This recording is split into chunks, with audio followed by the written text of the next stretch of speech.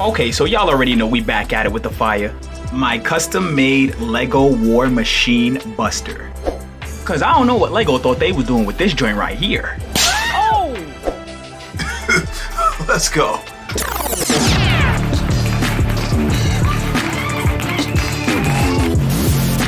I think it's about time we turned up. Okay, so the War Machine Buster here is coming in at a measly 8-hour build time. Wow! And comes fully equipped with 2 arm cannons, the shoulder rocket launcher, and of course the signature War Machine shoulder gun here. And y'all already know if I'm building the War Machine Buster, it's mandatory that the War Machine actually be able to fit inside his chest. And just as easy as the chest opens, it closes, concealing James Rhodes' face completely. Now, y'all already know from the title, this is the V2. So let's talk improvements.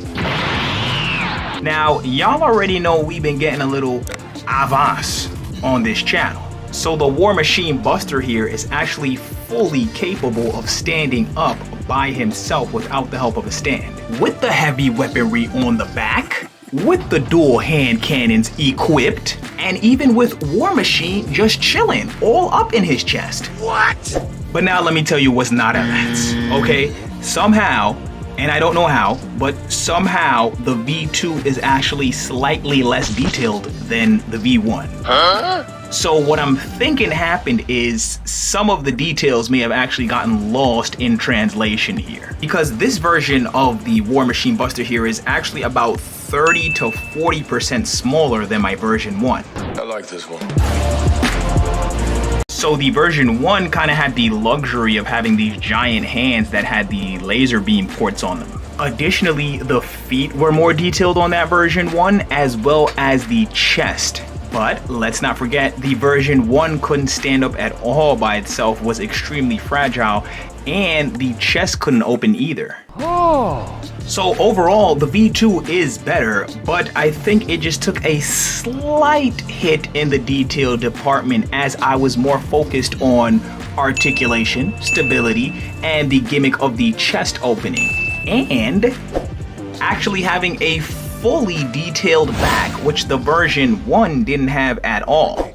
And having more detailed arm cannons.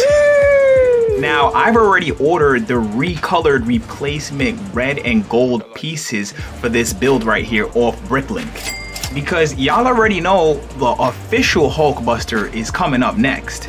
So I'm just gonna keep this model, replace all the pieces when I get them, and tidy up the details, and we're good, bro. But on another note, if you guys are interested in seeing another mech suit that I updated to a version 2, you're gonna wanna check out my Mobile Suit Gundam build. I will leave the link to that video at the end of this one.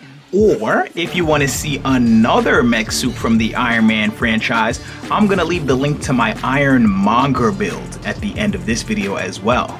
So y'all got options. And if you build Lego Transformers, Lego Mechs, or Lego Cyborgs and you're interested in sharing your work with other Lego builders, you should definitely pop into my Facebook group. Because we got a couple of insane Lego builders in there already, and if you're really trying to up your Lego building skills, one way to do that is to network with other builders. So I'll leave the link to that in the description as well. Now the articulation on this build is looking pretty good. I'm not even gonna hold you. First off, we got the chest that can open, as you already know. Next, we've got a good amount of movement in the arms here. They can rotate 360 as they're on ball joints. Biceps can bend and forearms can bend as well. We got some rotation in the hands. We got some movement in the hips side to side and forward and back. And just a little bit of movement in the knees here. They can bend back just a little bit, as well as just a little bit of movement in the legs here. Now, technically, if I didn't add so many details in the back of the legs here, the legs could actually bend all the way back.